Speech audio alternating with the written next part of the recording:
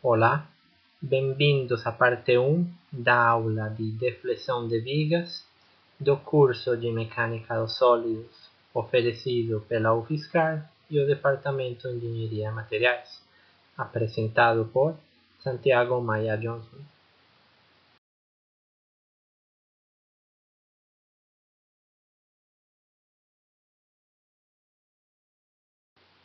Em vídeos passados, aprendimos como calcular as tensões que atuam no interior de uma barra, viga ou feixe à pressão. Desenvolvimos várias equações, entre elas uma que relacionava o rádio de curvatura com as tensões internas. Assim que, por exemplo, se nós sabemos o rádio de curvatura desta barra da imagem, poderíamos saber quais que são as tensões internas que estão atuando no interior desta barra. Esta barra é uma barra utilizada no esporte de salto olímpico. Ela é feita de um material fibra de carbono ou fibra de vidro, que são materiais de uma alta resistência e que também conseguem se deformar muito. Na maioria das aplicações de engenharia, as deformações dos materiais são quase que imperceptíveis a olho, diferente desta barra daqui. Quando calculávamos as tensões nos materiais comuns na engenharia, não usávamos essa ρ porque era impossível medir esse rádio de curvatura. Nesta barra daqui, as deformações são muito grandes e por isso a gente pode percebê-las e poderíamos medir esse rádio. O importante desta imagem é perceber como que as tensões que estão atuando no interior da barra não fazem ela falhar. A barra não quebra, não acontece nada com ela. Ela continua cumprindo sua função. Mas olhem como que as deformações são tão grandes que permitem a barra virar um arco. O que eu quero que vocês pensem é que muitas vezes em nossos materiais nós podemos ter tensões que elas não são grandes como para que o material quebre ou fale, mas mesmo assim essas tensões podem ocasionar deflexões que façam com que a nossa peça, nosso material, nosso corpo já não consiga cumprir a função para a qual ele foi pensado ou projetado. Assim que não só é necessário calcular as tensões internas atuando no material, mas também precisamos calcular as deformações, ou neste caso vamos chamar as deflexões que estão atuando nestas vigas à flexão. Nesta imagem da parte de cima, se observa uma parte de um prédio onde, devido às deflexões que estava sofrendo a estrutura, esses tijolos se separaram um de outro, criando esse espaço que vocês veem ali, que é tão grande que dá até para colocar no interior os dedos da mão de uma pessoa. Essa imagem é do prédio Space, que já falamos várias vezes sobre ele, mas não é uma imagem muito rara. Eu já vi muitas vezes, mais das que deveria ter visto, coisas deste estilo. No caso do prédio Space, já falamos que ele desabou, o prédio caiu, a estrutura falhou, mas em todas as outras que eu vi, o prédio não falhou. Ou seja, a estrutura ela conseguia suportar as tensões, mas mesmo assim, as deformações eram tão grandes que apareciam trincas deste tipo nas paredes do prédio, nas sacadas. Às vezes as deflexões eram grandes que quebrava os pisos, a cerâmica ou as louças dos pisos trincavam devido às deflexões e o prédio ainda continuava em pé. E provavelmente continuará em pé muitos anos.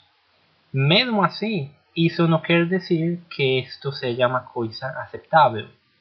obviamente é necessário calcular as deflexões que podem sofrer as estruturas para que este tipo de coisas não aconteçam, porque ninguém quer morar num prédio onde se observem esse tipo de coisas.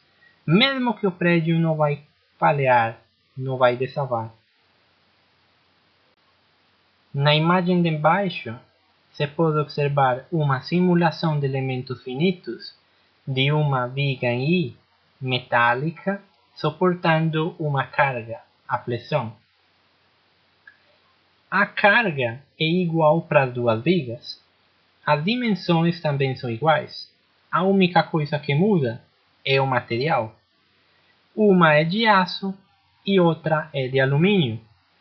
Nenhuma das duas chegou a ter tensões o suficientemente altas como para quebrar a viga, mas obviamente a estrutura de alumínio, por ter um módulo de íons menor, ela sofrerá maiores deflexões.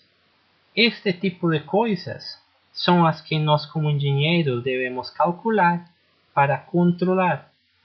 Algumas vezes mudando o material, mas a maioria de vezes mudando a geometria ou as dimensões.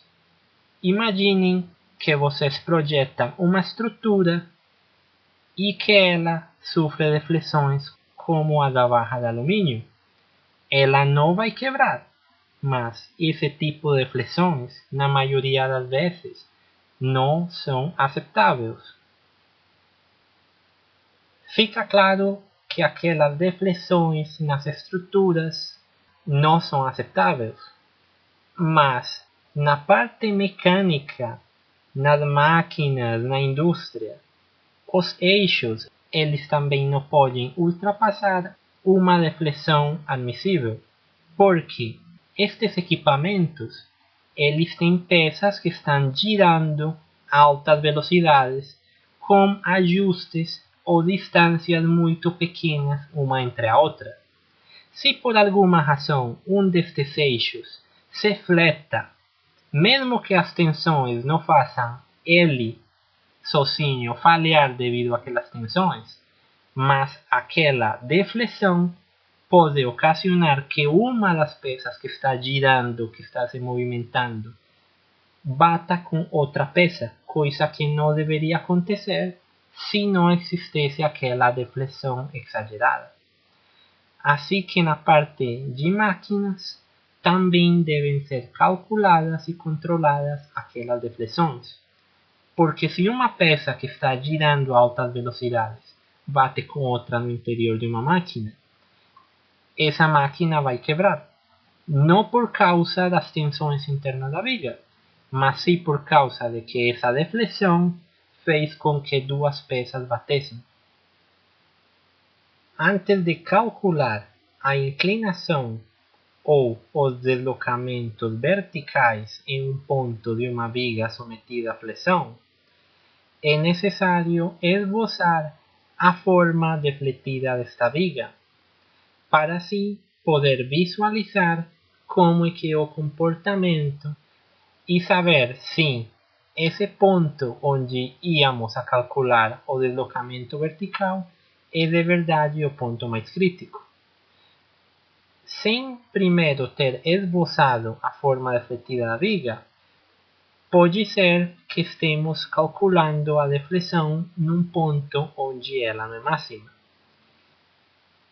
A curva de deflexão da viga nos ajuda a visualizar estas deflexões e saber em que pontos são mais críticos para analisar. Essa curva, que ela é desenhada a partir do eixo longitudinal que passa pelo centroide geométrico da área transversal da viga, é chamada a curva elástica. Ou seja, nós vamos a desenhar como é que se defleta o centro geométrico da área da viga. Isso nos dará uma linha e essa linha nos mostrará como é que é a deflexão da viga. Nestas figuras se mostram dois exemplos típicos de curva elástica de vigas carregadas.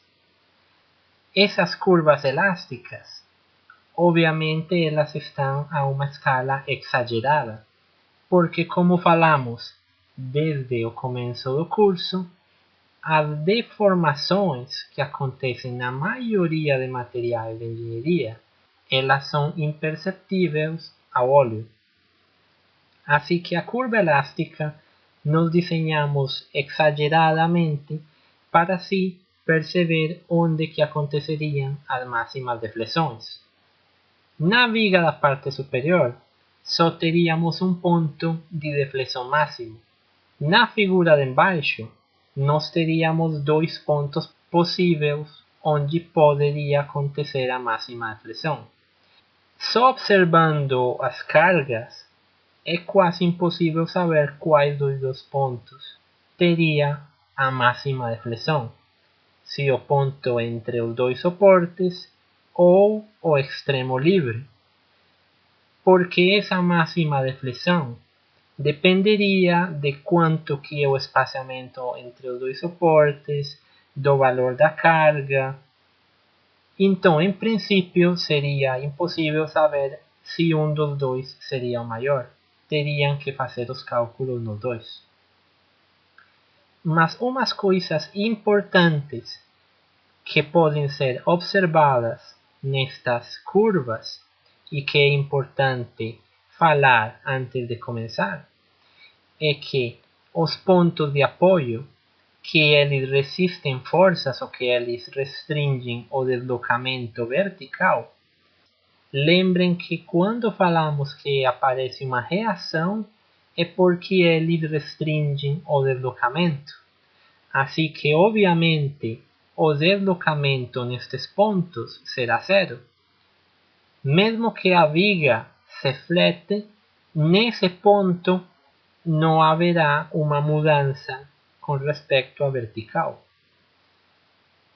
Outra coisa é que se vocês observam, na parede, onde tinha uma restrição de rotação, o que criava um momento de reação na parede, isso também faz com que o ângulo de entrada na parede tenha que ser zero.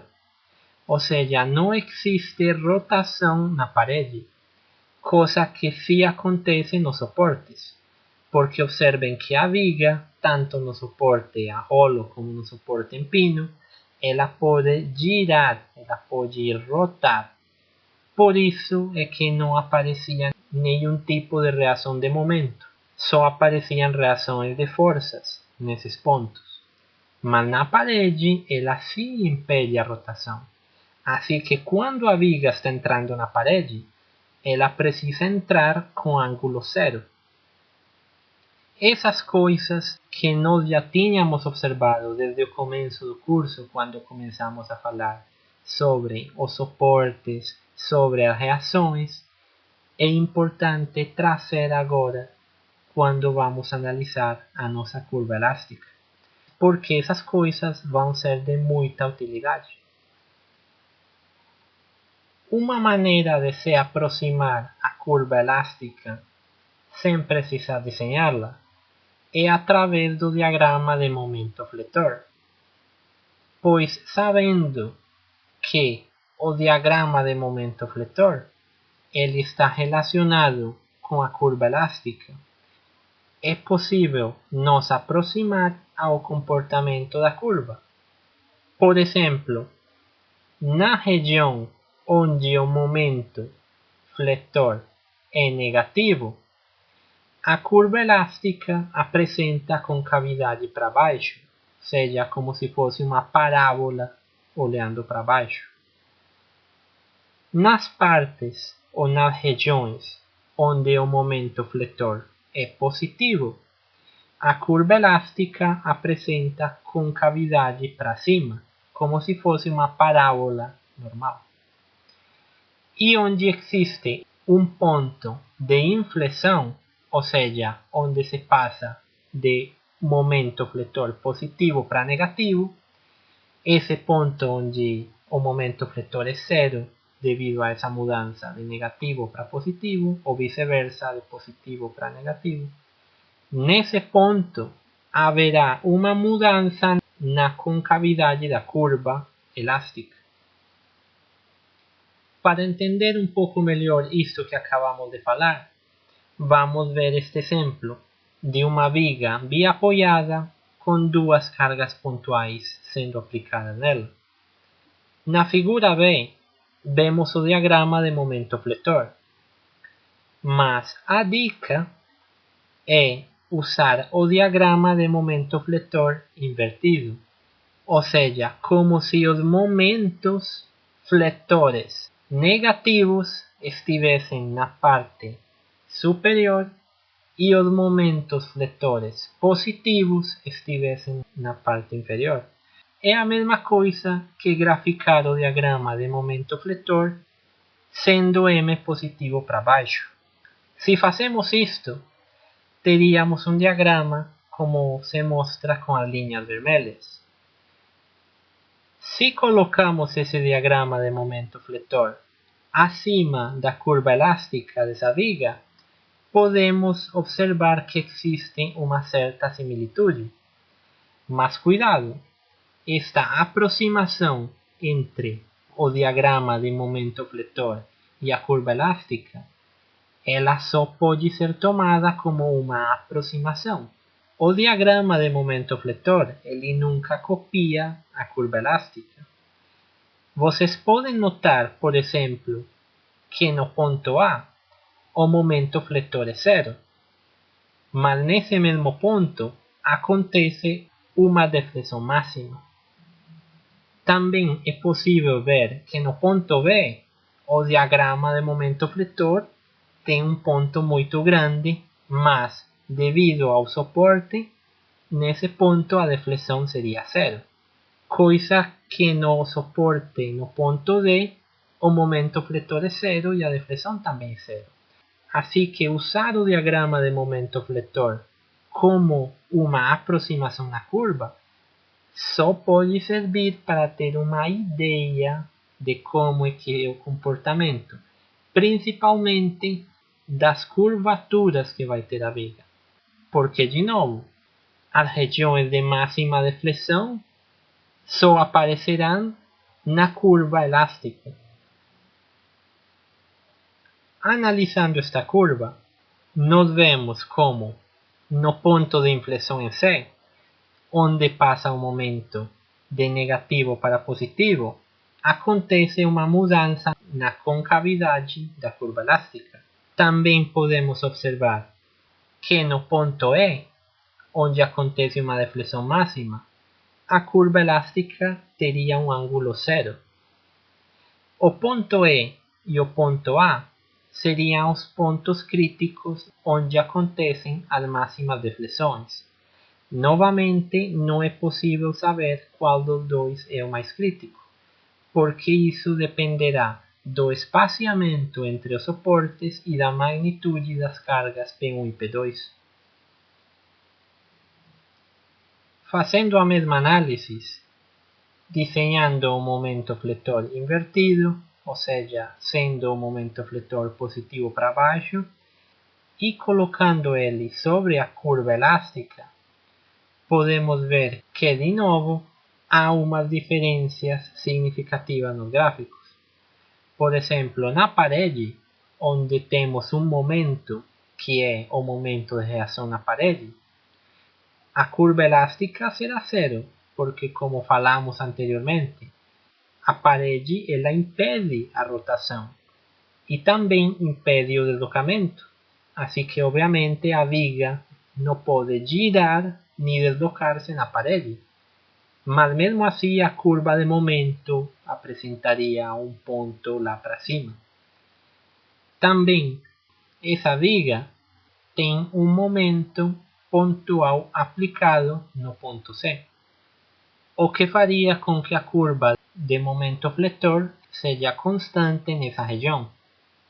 Mas a curva elástica mostra um incremento no deslocamento até chegar a uma deflexão máxima no ponto C. Olhem que a curva elástica passaria de deflexões negativas até positivas ainda. Ou seja, Usar a gráfica de momento fletor para ter uma ideia de uma maneira rápida ajuda, mas não pode ser considerado como que a gráfica do momento fletor é exatamente igual à curva elástica. Analisando detalhadamente a curva elástica para este tipo de carga, vemos que poderia ter dois pontos de máxima deflexão. O ponto D, onde acontece um mínimo na elástica, ou seja, onde o ângulo é zero, e obviamente no extremo livre, no ponto C. Sabendo que existe uma relação entre o raio de curvatura da curva elástica e o momento interno m, podemos procurar uma equação que nos relacione estas duas coisas. Porque nós já sabemos como encontrar equações matemáticas que nos mostrem o momento interno em cada ponto de uma viga. E se encontramos uma equação que relacione isto com o raio de curvatura, poderíamos conhecer a curva elástica. Para fazer estas análises, vamos usar três eixos coordenados. O primeiro, o eixo X, é o eixo longitudinal que se estende ao longo da viga. É o mesmo que usamos quando fizemos o cálculo da fórmula de flexão para calcular as tensões. O outro eixo é o eixo Y. Ele se localiza ou tem como origem o centro geométrico da viga, o eixo neutro. Assim que este eixo Y, ele acompanha as deflexões da viga e ele é usado para calcular as distâncias das fibras no interior da viga. Ou seja, ele avança para a parte superior, mas na verdade ele não tem nenhum tipo de utilidade por fora das dimensões da viga. E o terceiro eixo é o eixo de deslocamento vertical, que chamaremos o eixo V, e ele se estende positivo para cima, como se fosse um eixo Y, só que a origem dele, que é horizontal, ela sempre será constante. E os valores dele nos mostrarão quanto que é o deslocamento da curva para cada ponto. Nesta imagem, se podem observar os três eixos. Em princípio, poderia-se pensar que o eixo V e o eixo Y eles são iguais, porque quando a viga ainda não foi submetida a carregamento, ou seja, quando ela está totalmente horizontal, o eixo neutro, o centro geométrico da viga, ele permanece horizontal.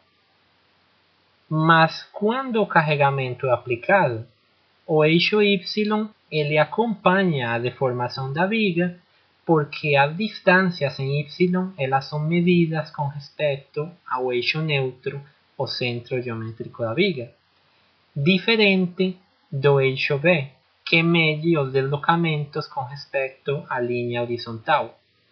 Este eixo V é o que usaremos para desenhar nossa curva elástica. Vamos agora desenvolver uma relação entre o momento interno e o raio de curvatura ρ da curva elástica para um ponto X no interior da viga. A análise que vamos fazer é semelhante à que fizemos quando calculamos a fórmula de flexão para calcular as tensões. Assim que não entraremos muito em detalhes nesta parte, e se alguém tiver interesse na parte detalhada das suposições e as análises que são feitas, pode voltar no vídeo onde calculamos a fórmula de flexão. Da análise anterior, tínhamos demonstrado que a deformação horizontal, chamada com a letra E, é igual a menos y sobre ρ. esa expresión podemos reescribirla como 1 sobre ρ igual a menos E sobre Y. Supondo que o material é homogêneo, que o comportamento é linear elástico, que não existe mudança na área transversal, nem no momento de inércia e todas essas coisas, que na maioria das vezes se cumprem, mas nem sempre, podemos usar a lei de Hooke e também a fórmula de flexão que tínhamos calculado anteriormente. Juntando estas duas equações, encontramos uma forma diferente de expressar essa deformação horizontal E em função do momento interno. E podemos substituir essa E na equação da análise anterior para encontrar a relação entre ρ e o momento interno. Esta será nossa primeira equação da curva elástica. Nela temos ρ, que é o rádio de curvatura no ponto da curva elástica, m, que é o momento interno, E, o módulo de elasticidade de material, o módulo de Young, e I, o momento de inércia. Lembrem que esta equação é a parte do ponto que tanto o módulo de Young como o momento de inércia eles são constantes ao longo da viga. Isto acontece quando a viga é feita do mesmo material e área transversal constante. Da equação anterior, podemos notar que quando o momento interno é positivo, ρ também será positivo. Isso quer dizer que o rádio de curvatura ele aparecerá na parte positiva ou superior do eixo B. Quando o momento é negativo, aquele rádio aparecerá na parte de embaixo ou negativa. Aquela equação anterior da curva elástica, nós poderíamos ter deixado ela em função da tensão normal e, como falamos no primeiro slide, é possível relacionar o rádio de curvatura de uma viga fletada com as tensões internas. Normalmente usamos a equação que mostramos em função do momento, mas com esta equação de aqui poderíamos calcular diretamente as tensões internas. Mais uma vez, mostramos que existe uma relação entre o rádio de curvatura ρ e o momento interno. Lembrando que quando o momento é positivo, a concavidade da curva também é positiva, ou seja, aparece uma parábola positiva. E quando o momento é negativo, a concavidade da curva é negativa, ou seja, aparece uma parábola para baixo. E quando existe um ponto de inflexão, ou seja, o momento passa de positivo a negativo, aparece uma mudança na concavidade da curva elástica. Neste caso, marcado com o ponto D na viga. Para desenvolver uma equação que relacione a deflexão vertical com o momento interno, usaremos a geometria da curva elástica. Para isto, faremos um zoom ou um acercamento a uma região no interior da viga e analisaremos as mudanças entre o ponto M1 e M2. Podemos ver que entre esses dois pontos temos um delta de x, ou seja, uma mudança no eixo longitudinal. E também existe uma mudança na vertical, ou seja, um delta de B. Esse delta de B seria a mudança entre a deflexão do ponto 1 e do ponto 2. Se fazemos esses deltas ficarem cada vez mais pequenos e pequenos até chegar ao ponto infinitesimal, teríamos no un delta, mas sí un diferencial de x y un diferencial de b. Nesse ponto, que seria aproximadamente o ponto M1, a inclinação no ponto 1, que a inclinação é a mesma tangente do ângulo θ nesse ponto, essa inclinação ela poderia ser expressada como o cateto oposto sobre o cateto adjacente. Ou seja, a tangente do ângulo θ seria dv dx. E ficaria claro que essa inclinação ou o ângulo de rotação nesse ponto seria igual à mudança ou à primeira derivada da deflexão com respeito a x. Para facilitar a análise da nossa curva elástica, faremos umas aproximações que elas são válidas quando as deflexões da viga são baixas.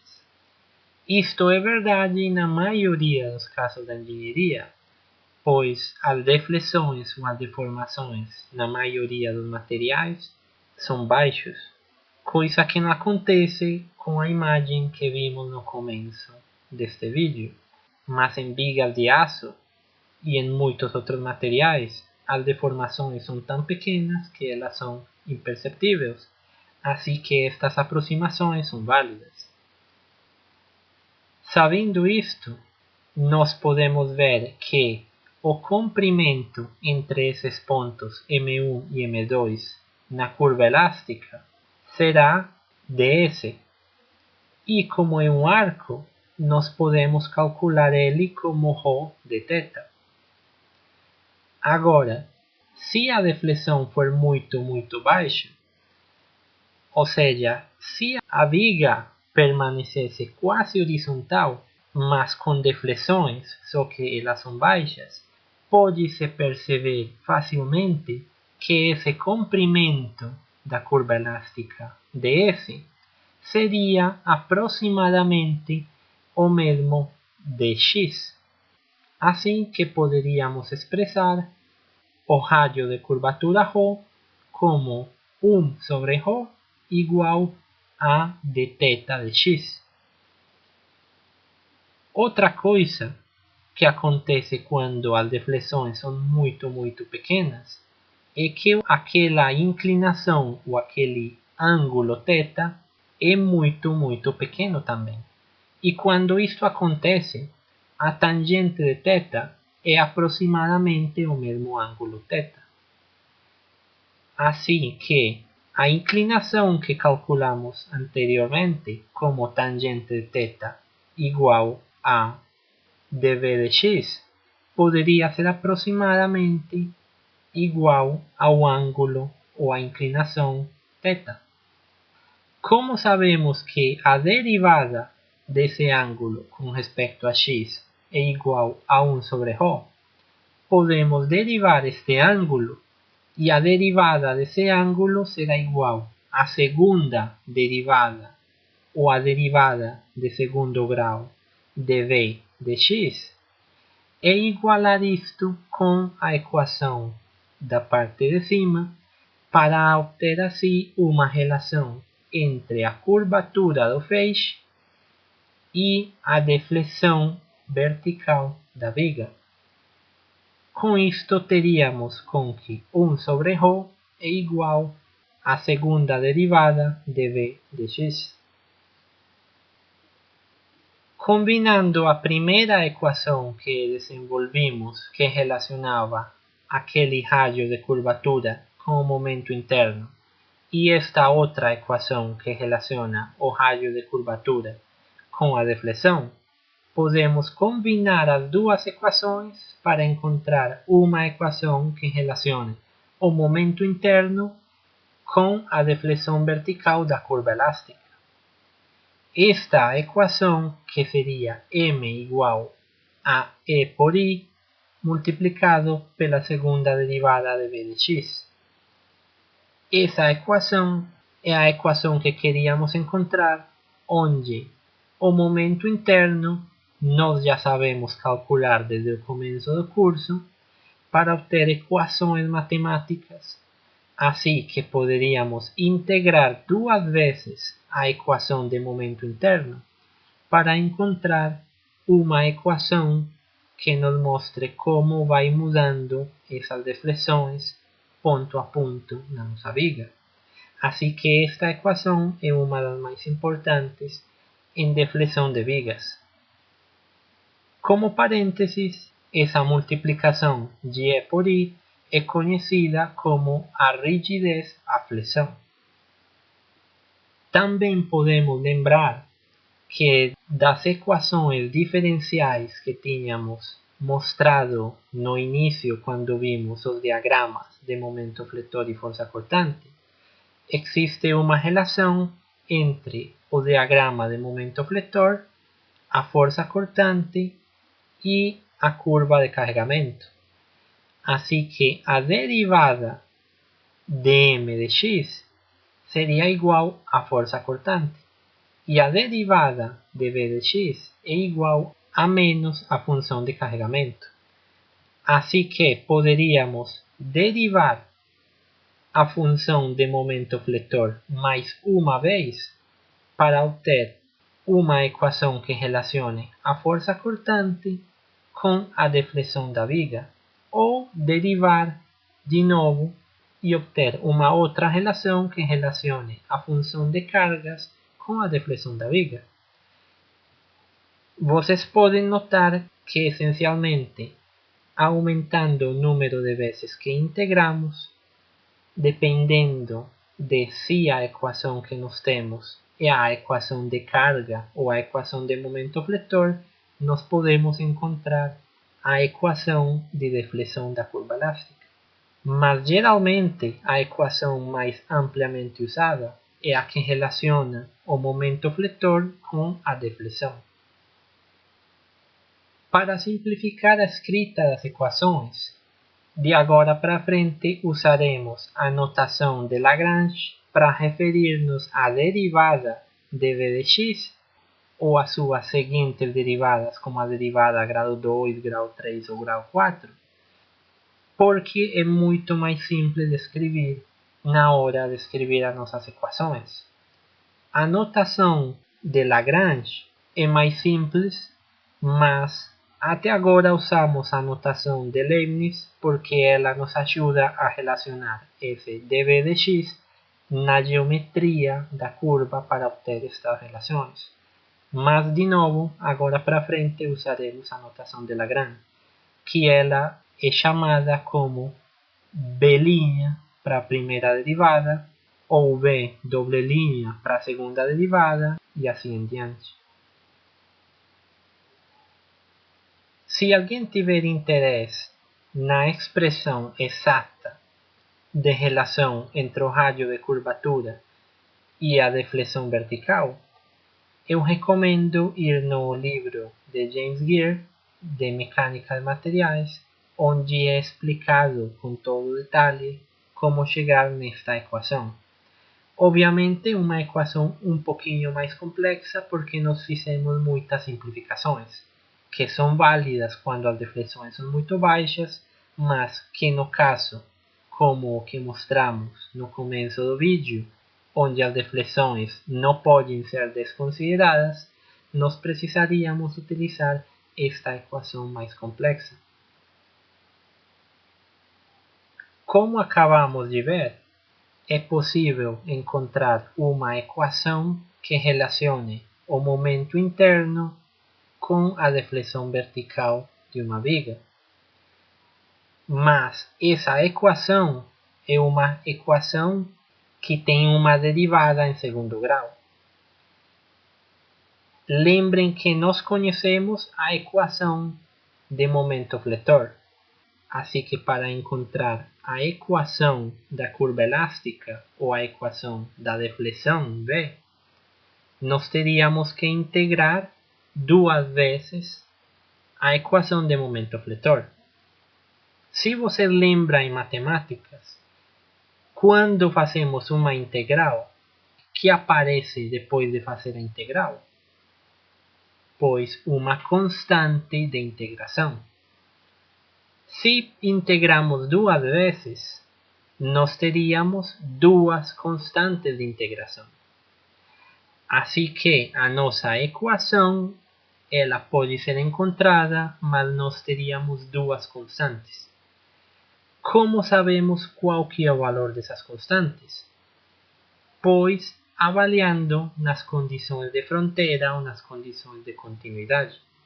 E é aqui onde é importante lembrar, entender, conhecer o comportamento das vigas e saber o que estamos falando desde o começo do curso, as restrições que oferecem os suportes, as paredes, etc.